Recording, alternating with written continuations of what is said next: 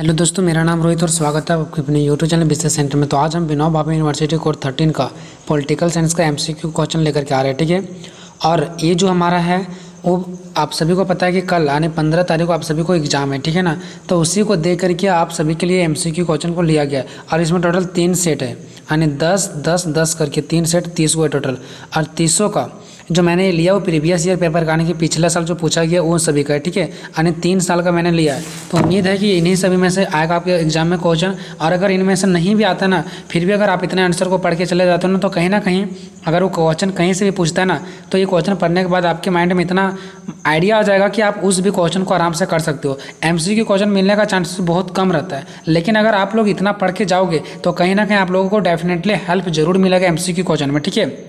और जो इसका लॉन्ग टाइप्स का क्वेश्चन है वो मैंने 4 क्वेश्चन करवा रखा है, जो कि आपको कोर 13 का सिर्फ और सिर्फ कोर 13 का डिस्क्रिप्शन में आप लोगों को एक लिंक मिलेगा, जिसमें से 4 लिंक रहेगा चारों क्वेश्चन का, ठीक है। लॉन्ग टाइप्स क्वेश्चन का मैंने करवा रखा हूँ। चारों क्वेश्चन को जाकर के आप बहुत ही अच्छे तरीके से देख लें, ठीक है।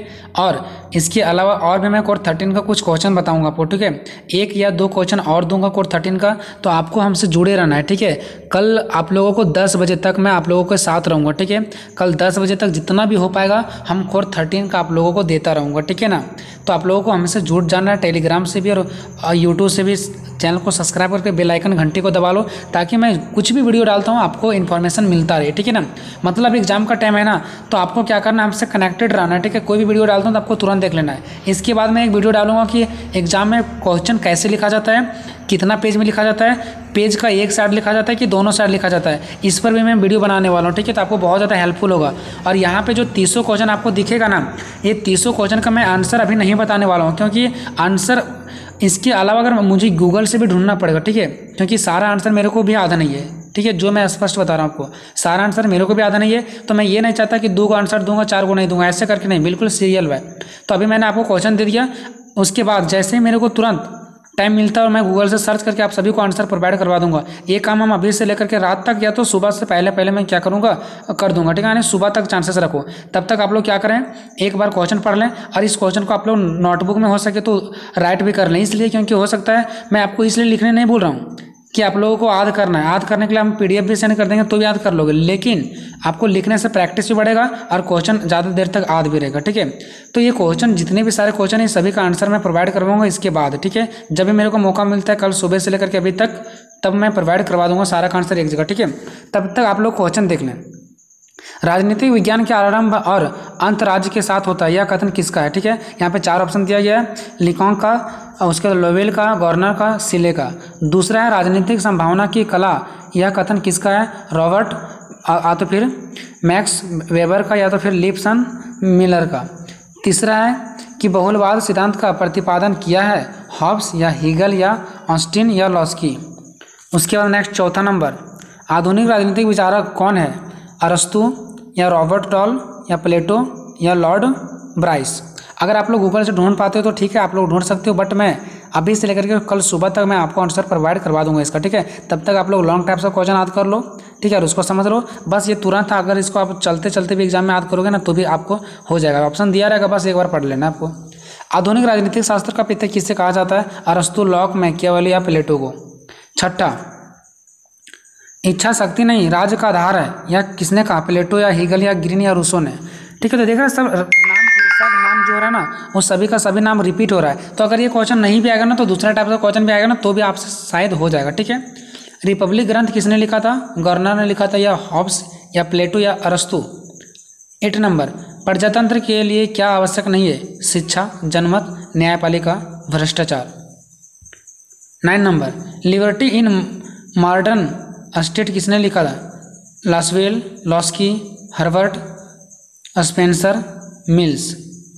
10 नंबर, लोकतंत्र की अभिजनवादी धारणा में विश्वास नहीं रखता था, Pareto, moxa, mills, doer-Roger. Next set start हो जा रहा है, दूसरा सेट। कौन सा पुस्तक डेविड ईस्टन ने लिखी है, तो इसका मैं आंसर बताऊंगा, क्वेश्चन बता दूंगा, इसका ऑप्शन मैंने नहीं लिखा है। न्यू एस्पेक्ट्स ऑफ पॉलिटिक्स के लेखक कौन है, चार्ल्स मैरियल, रॉबर्ट डॉल, लसवेल या केपलॉन। 3 क्वेश्चन, शासन के रूपों के लिए मूर्खों को लड़ने दो, जो शासन ठीक से चले वही सर्वश्रेष्ठ शासन है। किसने कहा? रूसो, हॉब्स, लॉसवेल या अलेक्जेंडर पॉप।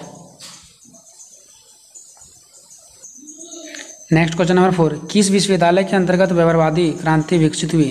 ठीक है, एल विश्वविद्यालय या लंदन स्कूल ऑफ इकोनॉमिक्स या शिकागो विश्वविद्यालय या कैम्ब्रिज विश्वविद्यालय।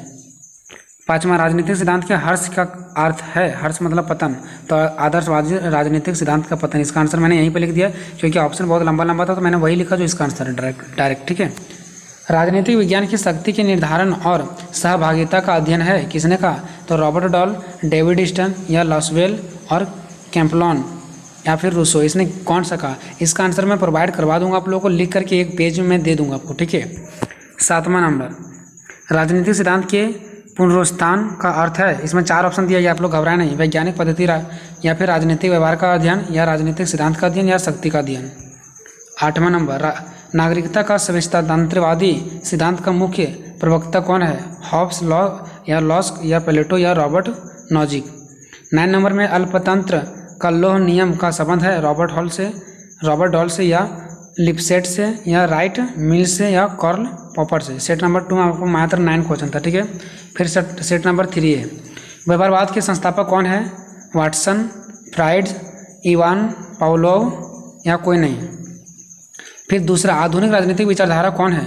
प्लेटो, लॉर्ड बाइस, अरस्तु या रॉबर्ट डहल। 3 नंबर में है, राज्य मंत्रिपरिषद का प्रमुख कौन होता है? राज्यपाल या राष्ट्रपति या मुख्यमंत्री या गृह मंत्री। 4 नंबर, रिपब्लिक लिखा था प्लेटो द्वारा, लॉस्की द्वारा, गवर्नर द्वारा या कोई नहीं। 5वां, कौन भारत का नागरिक होने का शर्त नहीं है? जन्म से, अवतर से, संपत्ति अर्जन से, कोई नहीं।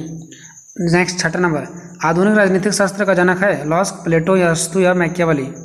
9 नंबर, प्रजातंत्र जनता का जनता के लिए जनता के द्वारा शासक है।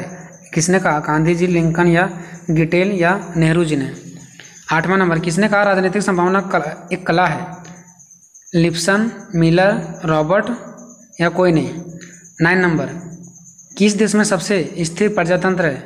पाकिस्तान में या नेपाल में या यूएसए में या श्रीलंका में।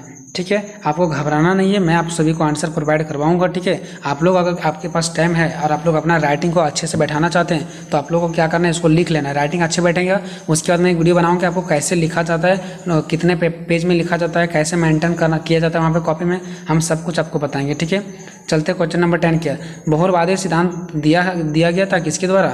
हेगल के द्वारा या लॉस्की द्वारा या तो हॉब्स द्वारा या तो फिर ऑस्टिन द्वारा। तो ये टोटल आपको 29 क्वेश्चन है। ठीक है, 29 क्वेश्चन है, एक सेट में मैंने एक क्वेश्चन कम दिया है। तो इन सभी क्वेश्चनों को करना जरूरी है आपको, ताकि आपको एग्जाम में ये सब टाइप्स का क्वेश्चन मिलेगा, और नहीं मिलेगा तो भी आपको बहुत ज़्यादा मदद करेगा। ठीक है दोस्तों, मिलते हैं नेक्स्ट वीडियो में, तब तक जय हिंद, जय भारत।